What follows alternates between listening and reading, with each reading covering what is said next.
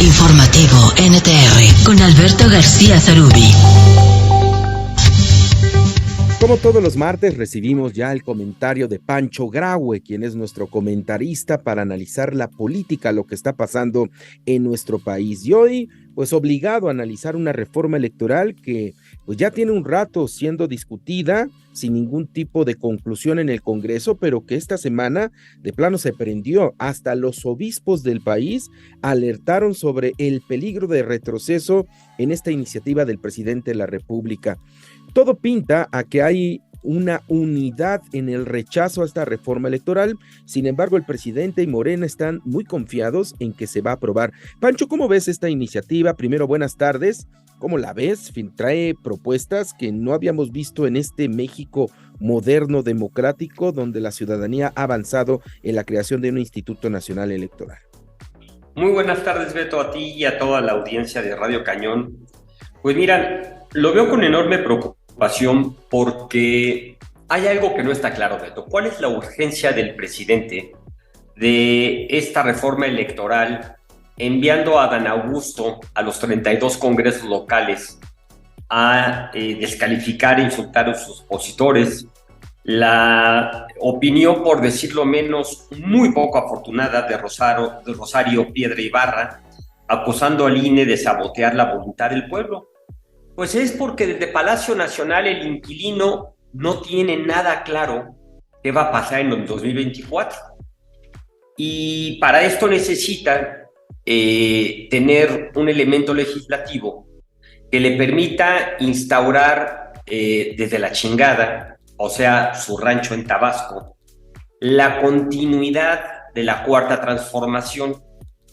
Pero yo creo que los ciudadanos merecemos estar debidamente informados de las consecuencias y lo que pretende el presidente y su partido, Beto. Por supuesto, Pancho, y sobre todo por las propuestas, los puntos que tiene esta iniciativa de reforma electoral, que yo no los había visto en ningún país. Si algo distingue al Instituto Nacional Electoral es que es un órgano autónomo con una profesionalización de 36 años de su personal. Los consejeros electorales, si bien son electos por el Congreso, muchos de ellos tienen una formación profesional en materia de elecciones, y hoy el presidente Pancho pues busca que estos consejeros y magistrados, porque también está involucrado el tribunal, sean electos vía popular. Se acabaron los especialistas electorales y vengan los políticos de donde sea, ¿no? Tú imagínate, Beto, que vamos a enfrentar ahora una campaña para elegir a todos los consejeros y magistrados, que en primer lugar, en la propuesta del presidente, nada más se define que sería por vía del voto popular. Pero nadie define las reglas de una propia elección ni quién organizaría la elección para esta situación. El presidente quiere crear ahora un instituto que se llama Instituto Nacional de Elecciones y Consultas, que tiene, como tú dices, consecuencias verdaderamente muy graves. Una de ellas es que desaparecen todos los organismos electorales locales, es decir, el INEC se convierte en el único árbitro electoral del país. Para esto, Beto, supondría que tendría que tener por lo menos la integración en cuanto a tamaño y capacidades de todo el INE local y nacional junto. Y supone un incremento de 8,000 millones de pesos, que una de las excusas del presidente para eliminar el INE era para abaratar el voto, y este abaratamiento nada más le cuesta al país otros 8,000 millones de pesitos, como si el déficit presupuestal no fuera lo suficientemente grande. La reforma, Alberto y auditorio, yo les pido que a este punto le prestemos total atención. Desaparecen los diputados y senadores de representación proporcional, es decir, desaparecen los diputados y senadores amigos de la audiencia que vota usted y que ganan por mayoría. Ahora van a ser todos y cada uno de ellos tendríamos por representación proporcional en base a listas electorales. Es decir, usted nunca más tendría vínculo con su diputado o con su senador. Se rompe el vínculo entre los ciudadanos y deja de tener sentido el Congreso como lo conocemos. Y esto es uno de los fundamentos de nuestro federalismo. Es decir, se instala la dictadura del partido oficial.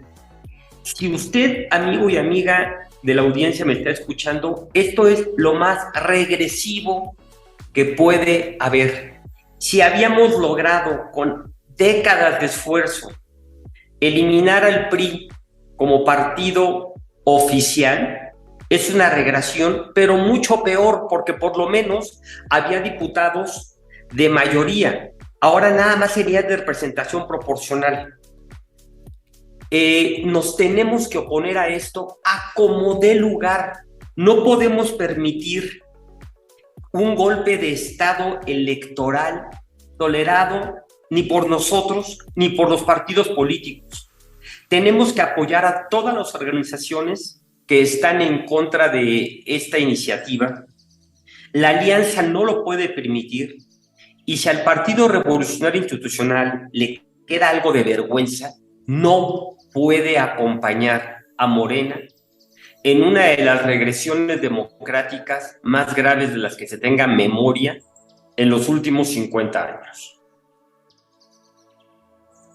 Pareciera que el presidente, como sabe que no estará en la boleta electoral del próximo 2024, quiere que Morena se llame Andrés Manuel López Obrador, y no importa el candidato que sea, Pancho, no importa cómo se llame, si es hombre, si es mujer, de dónde venga, que la gente vote por Morena, porque esto le va a garantizar al presidente quedarse mucho tiempo en el poder, ¿no? Andrés Manuel es, tú lo has comentado aquí muchas veces, es el producto político más caro que hemos tenido en la historia de este país. Son 3 décadas donde miles de millones de pesos, ya sea en el PRD o ahora de Morena, lo sostuvieron en el imaginario público. Entonces, imagínate cómo competir ante una marca superior a Morena que se llama Andrés Manuel López Obrador. Entonces, todo dependería de eso, y sería, pues ya no podríamos hablar entonces de un Estado democrático en México, Pancho. Mira, el presidente solamente tiene 2 personas, porque hablar de corcholatas me parece poco respetuoso, porque él fue el que acuñó el término, que podría suceder. Claudia Sheinbaum, que es su favorita, y Adán Augusto, que es el siervo fiel. Ebrard sabe que no tiene ninguna oportunidad de rebasar a los punteros, y sus posibilidades son o el Senado o la Embajada de Francia. No tiene más. Y el que está a la sombra, esperando su momento, es Ricardo Monreal, que está esperando, yo me imagino que a principios del año que viene, su separación oficial de Morena, para poder hacer 2 cosas: un posicionamiento político nacional y encontrar la plataforma partidista para presentar a su vez su plataforma electoral.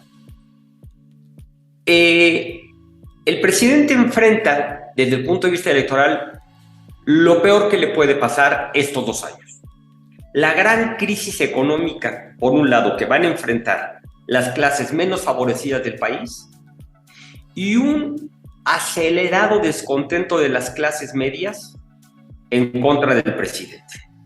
Por lo tanto, necesita impulsar, anterior a estos efectos, una reforma que le garantice que, a pesar de todo lo que se pueda dar, él pueda seguir ejerciendo un maximato, mandar a la chingada nuestra democracia, desde su rancho a la chingada en Tabasco.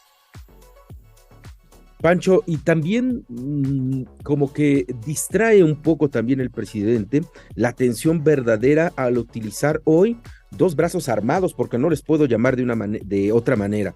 Adán Augusto López, en una gira itinerante en los diversos estados de la República, pegándole a todos los gobernadores, a todos los legisladores, a los expresidentes de la República, y generando nota amarilla, por decirlo así, en la jerga periodística. Y por el otro lado, despierta una Comisión Nacional de Derechos Humanos que desde que él comenzó no ha servido para nada, y donde se puso pues a una amiga íntima del presidente de la República y que violando la Constitución, la Comisión Nacional de Derechos Humanos se pronuncia por destruir al Instituto Nacional Electoral. ¿Por qué, Pancho, por qué estos distractores en estos momentos y por qué aventarse a la ofensiva que para mí me parece muy baja de un gobierno que ya tiene el poder y que si calladito podría ganar el poder en el 2024 sin necesidad de esta guerra sucia? Mira, lo acabas de describir tú con anterioridad. Lo que el presidente pretende es que tú y yo le demos voz a las barbaridades de Adán en su gira por los estados. Y por otro lado, que le demos también nota a una persona que después de 500,000 de muertos y 150,000 desaparecidos, lo que más se le ocurre es opinar de temas electorales. Yo aconsejo, Alberto, a la audiencia y a nosotros mismos, no nos distraigamos. Nuestro problema principal, en lo que nos tenemos que concentrar, en aquello que no podemos distraernos, es en impedir que esta absurda reforma electoral sea aprobada. Todo lo demás va a intentar ser nota amarilla. Lo van a subir a nota roja, a todos los colores. Si mañana, no te preocupes, si mañana el director de Bellas Artes sale desnudo al Zócalo a anunciar que muere el INE, me parecería tan normal. No se dejen distraer, amigos y amigas de la audiencia. El futuro y la libertad de ustedes y de las próximas generaciones es lo que está en juego. Si quieren seguir votando por Morena, o por algo similar, o por el PAN, o por el PRI, o sencillamente no votar, que también es un derecho, no permitan que esta reforma transite.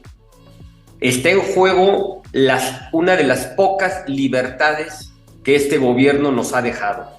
Está arrasando con las instituciones de la República y va a tomar décadas que volvamos a tener instituciones confiables y ciudadanizadas.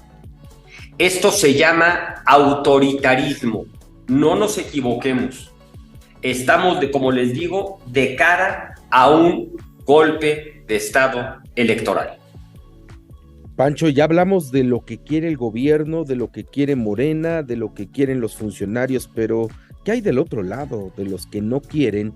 ¿Qué tan fuerte los ves? Por ejemplo, un PRI que ya nos enseñó que sabe doblar muy bien las manos, ¿no? En el caso de la militarización de la seguridad pública hasta el año 2028, y una alianza opositora que yo la veo más desunida que verdaderamente aliada.